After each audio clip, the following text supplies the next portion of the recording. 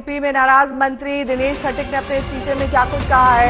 यूं तो उनकी चिट्ठी काफी लंबी है, लेकिन चिट्ठी का आखिरी पैरा अहम है, जिसमें उनकी व्यथा बयां है। उन्होंने कहा है कि मुझे मेरे ही विभाग के अधिकारियों द्वारा कोई तवज्जो न दिए जाने के कारण एवं दलितों को उचित मान सम्मान न मिलने के कारण और माननीय प्रधानमंत्री जी की योजना नमामि गंगे एवं हर घर जल योजना के नियमों में अनदेखी की जा रही है।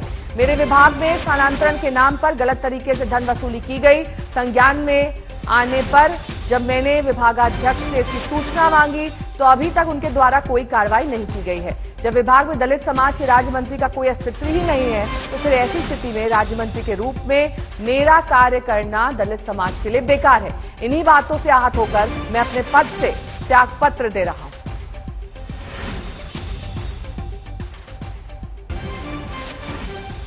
अभिषेक मिश्रा मेरे सहयोगी इस वक्त तमाम जानकारी के साथ जुड़ रहे हैं।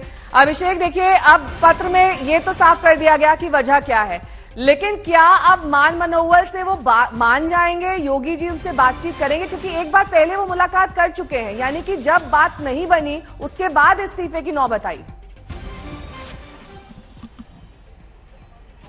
देखिए, बिल्कुल नया इस पूरे मामले में अब यह नजर आता है कि मान मनोबल कैसे होगा और कैसे मंत्री को मनाया जाएगा या मंत्री बाहर जाएंगे, क्योंकि इस्तीफा आने के बाद में कल, हालांकि सरकार अभी भी इसकी पुष्टि नहीं कर रही है, लेकिन जो पत्र सामने आया उसमें साफ तौर पर वो इस बात को कह रहे हैं कि दलित विरोधी तौर पर उनके साथ बर्ताव हो रहा है। अधिकारी उनकी बात नहीं सुनते, प्रमुख सचिव तक का नाम दिया है कि उनका सीधे तौर पर फोन काट देते हैं। तो इस तरीके की बातों से लगता है कि नाराजगी बड़ी है और चूंकि उन्होंने कोशिश भी की लेकिन वो कोशिश रंग नहीं लाई है। और अमित शाह को जब उनको पत्र लिखना पड़ा तो इस बात को साफ तौर पर समझा जा सकता है कि इसकी आप संजीदगी कितनी ज्यादा है। और अब ऐसे में चूंकि कल से दिनेश खटिक बात नहीं कर रहे, मेरठ में जो एक लाइन का बयान दिया उसमें कह रहे कोई विषय नहीं है, लेकिन उनका चेहरा साफ तौर पर बताता है कि विषय कितना गंभीर है और अंदर खाने क्या कुछ चल रहा है। यानी कि पार्टी की तरफ से और सरकार की तरफ से कोशिशें जरूर होंगी।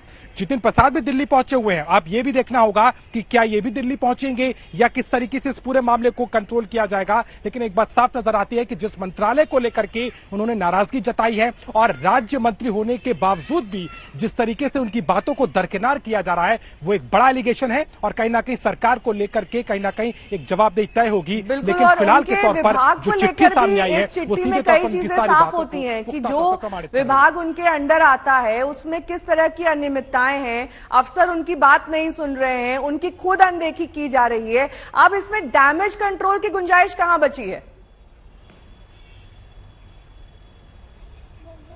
देखिए, बिल्कुल नेहा, जिस तरीके के आरोप वो लगा रहा है गंभीर है, क्योंकि जल शक्ति मंत्रालय है स्वतंत्र देव सिंह के पास, कैबिनेट मंत्री हैं, प्रदेश अध्यक्ष हैं और उनका रुतबा क्या है ये किसी से छुपा नहीं है। इसके अलावा लगातार जिस तरीके की बातें उन्होंने उसमें लिखी हैं, ट्रांसफर्स को लेकर के जो संस्तुति दी गई उसको इग्नोर कर दिया गया, प्रमुख सचिव उनका फोन नहीं उठाते, दलित विरोधी होने का उन्होंने आरोप पूरे डिपार्टमेंट पर लगाया है। तो ये सीधे तौर पर दिखा रहा है कि क्या राज्य मंत्री का पोस्ट केवल खाना पूर्ति के लिए है और इस बात को उनकी जो भाषा शैली है वो पूरी तरीके से पुख्ता प्रमाणित कर रही है। आप पार्टी के पास चूंकि विकल्प कम है और सरकार के तौर पर क्योंकि लगातार एक जिस शासन की बात कही जा रही थी उस पर यह सवाल जरूर खड़ा कर रही है। बिल्कुल सवालिया निशान खड़े हो रहे हैं और इस बीच जितिन प्रसाद भी दिल्ली पहुंच गए हैं, अमित शाह से उनकी मुलाकात होने वाली है।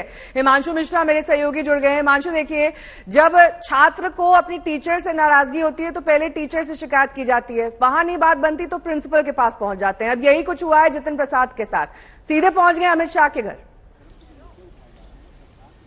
देखिए, बिल्कुल, क्योंकि जितिन प्रसाद जिस तरीके से नाराज हैं और ये कहा जा रहा है कि उन्होंने बिल्कुल अपने मंत्रालय का कामकाज छोड़ दिया है, जो भी सरकारी गाड़ी या बाकी सुविधाएं थी उनको उन्होंने त्याग दिया है, तो कहीं ना कहीं जितिन प्रसाद ने अपनी नाराजगी जता दी है। और जैसा कि पहले मेरे सहयोगी भी बता रहे थे कि वहां के जल शक्ति राज्य मंत्री जो हैं वो भी नाराज हैं, तो एक तरीके से ये देखा जाए कि कहीं ना कहीं योगी सरकार के अंदर नाराजगी जो है वो मंत्रियों के अंदर बढ़ती जा रही है। ट्रांसफर पोस्टिंग ही नहीं, बाकी चीजों को लेकर भी जिस तरीके की रोका टोकी होती है, उनकी फाइलों को अप्रूव नहीं किया जाता है। देखिए, मैं आपको एक घटना बता देता हूं नेहा। आज से लगभग 3 साल पहले 2019 के चुनाव से पहले योगी सरकार के खिलाफ योगी सरकार के ही विधायक और मंत्री विधानसभा में धरने पे बैठ गए थे। तब मामला सुलट गया था, केंद्र की तरफ से जो है वो इंटरवीन किया गया था, लोगों को मनाया गया था। फिर 2019 का चुनाव जीते और उसके बाद योगी की जिस तरीके की पॉपुलैरिटी थी उसको लेकर केंद्र सरकार की तरफ, केंद्रीय नेतृत्व की तरफ से कोई बड़े फैसले नहीं हुए। लेकिन एक समय ऐसा आया था जब योगी और केंद्रीय नेतृत्व आमने सामने खड़े हो गए थे और उसके बाद ए.के. शर्मा को यहां से भेजा गया था। उनको ये कहा भेजा गया था कि उनको बहुत बड़ा मंत्रालय जो है वो दिया जाएगा।